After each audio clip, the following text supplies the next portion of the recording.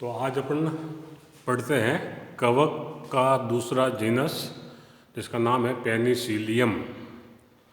Penicillium का अपन जीवन चक्र पढ़ेंगे। तो सबसे पहले पेनिसिलियम को साधारण भाषा में कहते हैं blue green mould. Blue green mould से तात्पर्य ये है कि यह प्राय मृत कार्बनिक पदार्थों पर पाया जाता है और जहाँ कहीं पे भी मृत कार्बनिक पदार्थ होते हैं जैसे रोटी का टुकड़ा हो, सड़े हुए फ्रूट हो, उस पर हरे या नीले रंग का एक कलर दिखाई देता है। वो कलर कुछ भी नहीं है, ये पेनिसिलियम का कवक तंतु होता है और उसमें कोनिडिया स्पोर होते हैं और उस हरे और नीले रंग के कलर को ब्लू ग्रीन मोल्ड कहते हैं। पेनिसिलियम का शब्द लैटिन भाषा से लिया गया है जिसका अर्थ होता है पेनिसिलस। पेनिसिलस मीन्स आर्टिस्ट ब्रश। एक जो आर्टिस्ट होता है उसका ब्रश होता है कलर करने का, तो उस आर्टिस्ट के ब्रश के जैसे इसके कोनिडियोफोर की संरचना होती है। तो पेनिसिलियम के कोनिडियोफोर की संरचना एक आर्टिस्ट के ब्रश के नुमा होती है, इसलिए इसका नाम आर्टिस्ट ब्रश और या पेनिसिलस दिया गया और बाद में इसका नाम पड़ा पेनिसिलियम। जहाँ तक इसकी सिस्टमेटिक पोजीशन का सवाल है तो penicillium is placed under kingdom mycota sub division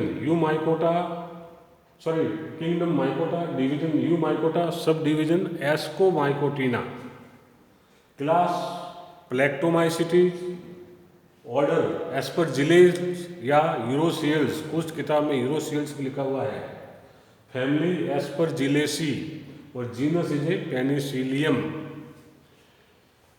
habitat Penicillium कहाँ पाया जाता है? तो मैंने बताया कि पेनिसिलियम प्राय मृत कार्बनिक पदार्थों पर पाया जाता है।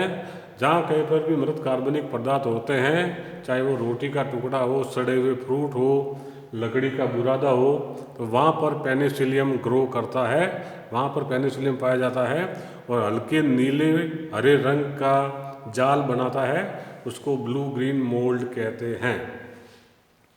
नेक्स्ट है पेनिसिलियम की कायिक संरचना। पेनिसिलियम की कायिक संरचना, तो इसका कवक तंतु शाखित पट युक्त होता है। एल्बुगो में कवक तंतु पट रहित था, इसमें कवक तंतु पट युक्त होता है और पट होने की वजह से इसका कवक तंतु बहुकोशिकीय संरचना में रूपांतरित हो जाता है। प्रत्येक कोशिका के अंदर एक या कभी कभी इसकी अन्य प्रजाति में एक से अधिक केंद्रक भी पाए जाते हैं। कोशिका भित्ति, इसकी कोशिका भित्ति सेलुलोज की बनी, इसकी कोशिका भित्ति काइटिन की बनी होती है। भोजन का संचय इसमें तेलीय बूंदों या ग्लाइकोजन के रूप में होता है। इसका जो जीव द्रव्य है, उस जीव द्रव्य में वो सारे कोशिकांग पाए जाते हैं जो प्राय एक यूकैरियोटिक कोशिका के अंदर पाए जाते हैं, जैसे माइटोकॉन्ड्रिया, गोल्गी बॉडी, जो कुछ भी डबल मेम्ब्रेन बाउंड ऑर्गेनेल्स है, वो सारे के सारे द्विझिल्ली युक्त ऑर्गेनेल्स वे इसके जीव द्रव्य में पाए जाते हैं। तो ये है इसकी कायिक संरचना। कायिक संरचना में एक और खास बात यह है कि जो ये पट है, इस पट में सूक्ष्म छिद्र पाए जाते हैं जिसकी सहायता से इसका जीव द्रव्य एक कोशिका से दूसरी कोशिका में आसानी से गमन कर सकता है या इसका जैव द्रव्यिक संबंध एक कोशिका से पास वाली कोशिका में स्थापित होता है इन सूक्ष्म छिद्रों की सहायता से। अब जनन, पेनिसिलियम में मुख्य रूप से दो प्रकार का जनन पाया जाता है, अलैंगिक जनन एवं लैंगिक जनन। अलैंगिक जनन इसमें कोनिडिया के द्वारा होता है, अलैंगिक जनन कोनिडिया के द्वारा होता है, जबकि लैंगिक जनन इसमें वही ऊगैमस प्रकार का होता है। अलैंगिक जनन, जैसा कि मैंने एल्बुगो में बताया था कि जब वातावरण की परिस्थितियाँ अनुकूल होती है उस समय अलैंगिक जनन होता है और जब वातावरण की परिस्थितियाँ प्रतिकूल होती है उस समय लैंगिक जनन होता है। अलैंगिक जनन के दौरान इसके कवक तंतु है, इससे कॉनिडियोफोर का निर्माण होता है, बीजाणुधानी धर का निर्माण होता है। तो बीजाणुधानी धर कैसे बनती है कि इसका जो कवक तंतु है, इस कवक तंतु का जो शीर्षस्थ भाग है, वो शीर्षस्थ भाग फूलकर बेलनाकार या गदाकार संरचना का रूप ले लेता है और फिर उस कॉनिडियोफोर में आगे और विभाजन होता है, जिससे अनेक शाखाएं बनती है। उस कॉनिडियोफोर में विभाजन से सर्वप्रथम दो शाखाएं या दो तंतु बनते हैं, जिनको प्राथमिक शाखाएं या रैमस कहते हैं। कॉनिडियोफोर में सर्वप्रथम ऊर्ध्व विभाजन से दो कवक तंतु बनते हैं, जिसको रैमस या प्राइमरी ब्रांच कहते हैं। फिर जो रैमस है, इस रैमस में पुनः विभाजन होता है और दो कोशिकाएं का निर्माण होता है। उन दो कोशिकाओं को मैटुली कहते हैं या द्वितीयक शाखाएं कहते हैं। अब जो मैटुली है, मैटुली में आगे पुनः विभाजन होता है। मैटुली में विभाजन होने से दो नुकीली कोशिकाओं का निर्माण होता है, जिसको फियालिड्स या स्टेरिगमेटा कहते हैं या तृतीय शाखाएं कहते हैं। फियालिड्स या स्टेरिगमेटा या तृतीय शाखाएं कहते हैं। तो इस प्रकार से जो कॉनिडियोफोर है, इसमें सर्वप्रथम विभाजन से रैमस और रैमस में विभाजन से मैटुली, मैटुली में विभाजन से फियालिड्स का निर्माण होता है या primary branch, secondary branch and tertiary branch का निर्माण होता है। और जो फियालिड्स है, जिसका शीर्षस्थ भाग नुकीला है, उस शीर्षस्थ भाग जो फूलकर एक गोलाकार संरचना का रूप ले लेता है और फियालिड्स के अंदर जो केंद्रक है, उसमें समसूत्री विभाजन होता है, जिससे एक केंद्रक उस गोलाकार संरचना में माइग्रेट कर जाता है और दूसरा केंद्रक फियालिड्स के अंदर ही रहता है। इस तरह से जो गोलाकार संरचना जो फियालिड्स के ऊपर निर्माण हुई है, वो शेष फियालिड से एक पट के द्वारा पृथक हो जाती है और इस तरह से एक गोलाकार एकल कोशिकीय एकल केंद्र की कॉनिडिया का निर्माण होता है। जब एक कॉनिडिया का निर्माण हो जाता है, तो फिर उस एक कॉनिडिया के नीचे दूसरे कॉनिडिया का निर्माण होता है, फिर उसी के नीचे तीसरे कॉनिडिया का निर्माण होता है। इस तरह एक के बाद एक कॉनिडिया की श्रृंखला बनती है। जब कॉनिडिया की श्रृंखला बन जाती है, तो सबसे ऊपर जो कॉनिडिया होता है उसको ओल्डेस्ट कॉनिडिया या कहते हैं और जो सबसे नीचे होता है उसको यंगेस्ट कॉनिडिया कहते हैं। और इस तरह का जो क्रम, जिसमें ओल्डेस्ट कॉनिडिया सबसे शीर्षस्थ भाग में होता है और जो सबसे यंगेस्ट होता है वो सबसे कॉनिडियो फियालिड्स के संपर्क में होता है, इस तरह के अरेंजमेंट को बेसिपिटल अरेंजमेंट कहते हैं या तलाभिसारी क्रम कहते हैं।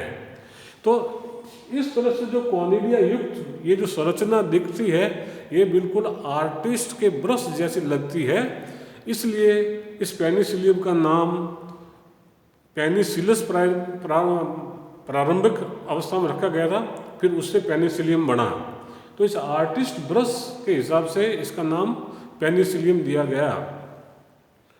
अब ये जो कॉनिडिया है, ये कॉनिडिया दो कॉनिडिया के बीच में, जैसा कि मैंने एल्बुगोम बताया था, एक डिस्जंक्टर बनता है और उस डिस्जंक्टर के सूखने पर ये कॉनिडिया पृथक हो जाते हैं और ये कॉनिडिया किसी हवा के माध्यम से या कोई जल माध्यम से अन्य सतह पर आके गिर जाते हैं और उस सतह पे ये कॉनिडिया अंकुरित होते हैं।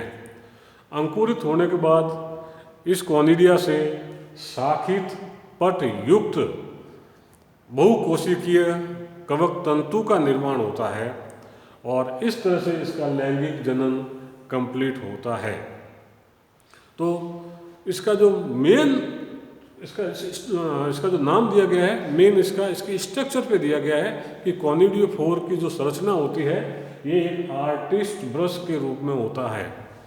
पेनिसिलियम, जिसका मैं इंट्रोडक्शन में बताना भूल गया था, पेनिसिलियम बहुत ही इम्पोर्टेंट जीनस है क्योंकि सर्वप्रथम antibiotic penicillin was derived from a genus penicillium graciflavum और पेनिसिलियम नोटेटम आदि और भी जेनेरा है जिससे पेनिसिलिन नाम की सबसे पहली एंटीबायोटिक बनाई गई थी, डिराइव की गई थी बाई एस वोगसमैन और अलेक्जेंडर फ्लेमिंग ऑल्सो।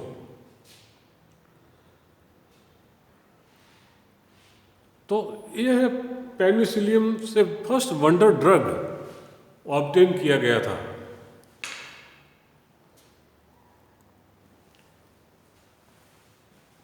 तो ये कंप्लीट है पेनिसिलियम का सिस्टमेटिक पोजीशन। इसकी हैबिटेट क्या है?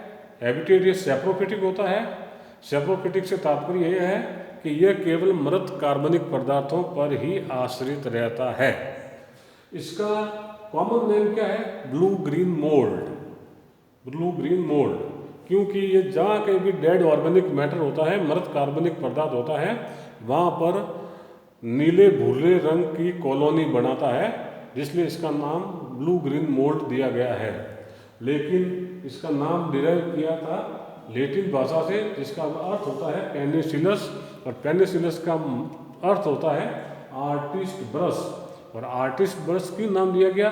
क्योंकि इसका जो कॉनिडियोफोर है इसकी संरचना आर्टिस्ट ब्रश के रूप में होती है।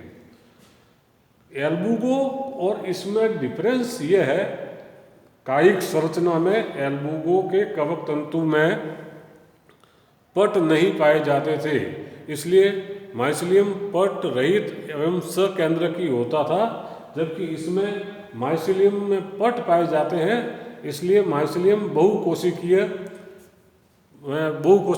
संरचना में रूपांतरित हो जाता है और प्रत्येक कोशिका में एक या एक से अधिक केंद्रक पाए जाते हैं। पहला डिफरेंस तो है ये। दूसरा डिफरेंस है इसके कॉनिडिया की संरचना में। एल्बुगो का जो कॉनिडिया होता था वो कॉनिडिया एकल कोशिकीय और बहुकेंद्रकी होता था। एल्बुगो का कॉनिडिया एकल कोशिकीय बहुकेंद्रकी होता था, जबकि इसका कॉनिडिया एकल कोशिकीय और एकल केंद्रकी होता है। दूसरा डिफरेंस ये है कि उसमें कॉनिडिया बहुकेंद्रकी होने से फिर वो बहुकोशिकीय में रूपांतरित होता था और प्रत्येक कोशिका से एक बाइफ्लैजिलेट जू स्पोर का निर्माण होता था, द्विकशाभिकीय जू स्पोर का निर्माण होता था एल्बुगो के अंदर। लेकिन पेनिसिलियम में किसी भी प्रकार के जू स्पोर का निर्माण नहीं होता है। कॉनिडिया एकल केंद्रकी होता है, एकल कोशिकीय होता है, और वो सीधा अंकुरित होके एक शाखित कवक तंतु का निर्माण करता है। तो पेनिसिलियम में कोई जू स्पोर नहीं बनता है, जबकि एल्बुगो में जू स्पोर बनता है। एल्बुगो में चलित अवस्था पाई जाती है, पेनिसिलियम में चलित अवस्था नहीं पाई जाती है। ये बेसिक डिफरेंस होता है पेनिसिलियम में और एल्बुगो में।